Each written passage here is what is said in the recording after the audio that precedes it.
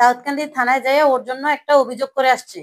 ইয়া করে টিয়া পয়সা এনতে আনে আইনে আমার জম লাগায়, আমারে বেড়াইয়া ধরে। হ্যাঁ, আটটা বিয়া করে দেশে দেশে, এইদিও আমার আইয়া ধরে।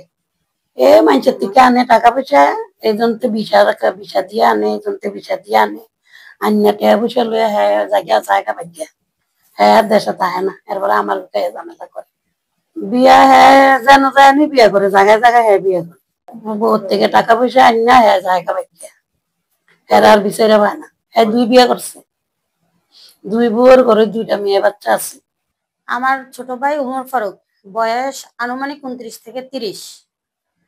সে বিভিন্ন জায়গা থেকে মানুষ থেকে জাল ভিসা দিয়ে টাকা পয়সা আত্মসাৎ করে ও পালিয়ে যায়। পালিয়ে যাওয়ার পরে এই টাকা পয়সার জন্য আমার মা এবং ভাই এবং কি আমাদের পরিবার সবাইকে ধরে।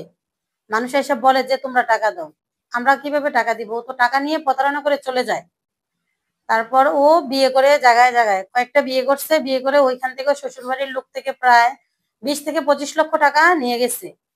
নিয়ে ওদেরকে টাকা পয়সা দেয় না, এই টাকার জন্য ওনারা আমাদের সাথে অনেক ঝামেলা করতেছে। দাউদকান্দি থানায় যেয়ে ওর জন্য একটা অভিযোগ করে আসছে।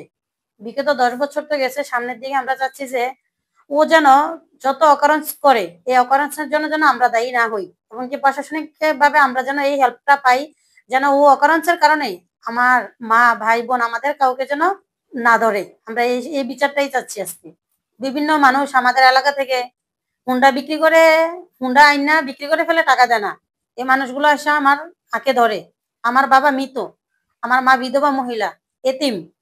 তো এই আমার মারে ধরে এবং বিভিন্ন মানুষের থেকে, যেমন 1 লক্ষ থেকে একটা গাড়ি নিয়ে গেছে, গাড়ি নিয়ে বাটপারি করে প্রতারণা করে গাড়ি ওনার ফালাই দিছে। এই প্রতারণার শিকারও আমার মা হয়েছে। ও প্রতারণা করে চলে গেছে, কিন্তু আমার মা এর জেরটা টানতে হচ্ছে।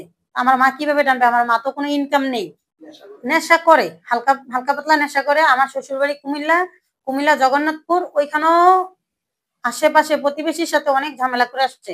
এটা কাবার দিতেও আমার অনেক কষ্ট হয়ে গেছে।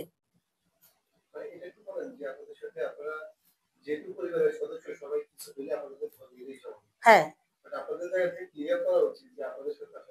না, হ্যাঁ আমাদের সাথে তার আজকে 10 বছর যাবত কোনো সম্পর্ক নেই, আর ভবিষ্যতে যেন না থাকে, ভবিষ্যতেও আর থাকবে না। আমরা হ্যাঁ ওনার থেকেও টাকা নিচ্ছে। ওনারও ভিসা দিবে বলে, আমার আরো 9 বছর আগের ঘটনা এটা। ওনাকে হ্যাঁ এক আত্মীয় আমারই মুরব্বী, ওনার ছেলেকে ভিসা দেওয়ার কথা বলে টাকা নিছে, টাকা নিয়ে ভিসা দেয় নাই, জাল ভিসা দিছে, এমনকি বিদেশে নেয় নাই। এই টাকা এখনো তার কাছ থেকে, উমর ফারুকের কাছ থেকে এখনো ওনারা পাবে, উদ্ধার করতে পারে নাই। উনি একজন প্রতারকের মানে কি ভুক্তভোগী, তার প্রতারণার শিকার উনি হয়েছে। আপনার জানার মতে এরকম সে কত টাকার প্রতারণা করেছে? 50 থেকে 60 লক্ষ টাকা, 60 লক্ষ টাকার হবে। এরকম জানাশোনা কতগুলো ঘটনা আপনারা জানেন, ঘটনাগুলো ছোট ছোট করে বলেন। নিমসা করছে, নিমসা আমার খালামনির বাড়িতে যায় করছে, আমাদের নিজ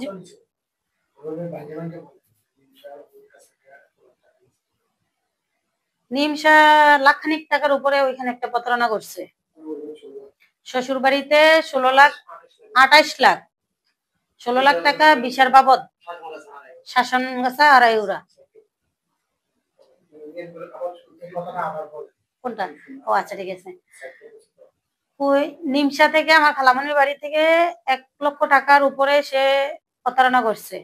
কুমিল্লা বিয়ে করছে, ওইখানে ভিসা দেওয়ার বাবদ 16 লক্ষ টাকা আত্মসাৎ করছে ও, এবং কি তার বউর থেকে আরো প্রায় এরকম 10 থেকে 12 লাখ টাকা বউর টাকাও নিয়ে গেছে।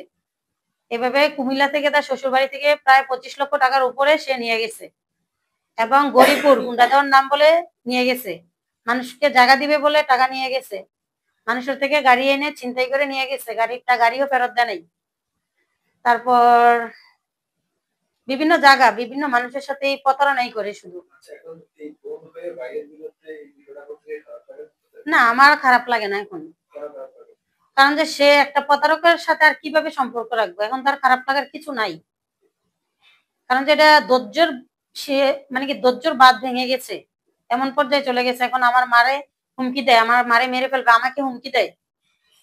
আমার নামে মামলা করবে, আমার বড় ভাইয়েরা মেরে লেব, এবং কি আমার বড় ভাইয়েরা মেরে লেবে, এগুলা আমাদের কাছে প্রমাণ সহ আছে। বিভিন্ন ফেসবুকে আমাদেরকে মেসেজ দেয়।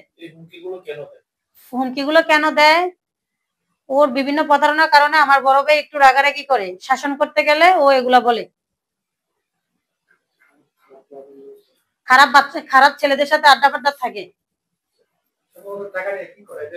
টাকা নিয়ে নেশা করে দলফল করে আড্ডা করে খেয়ে ফেলে।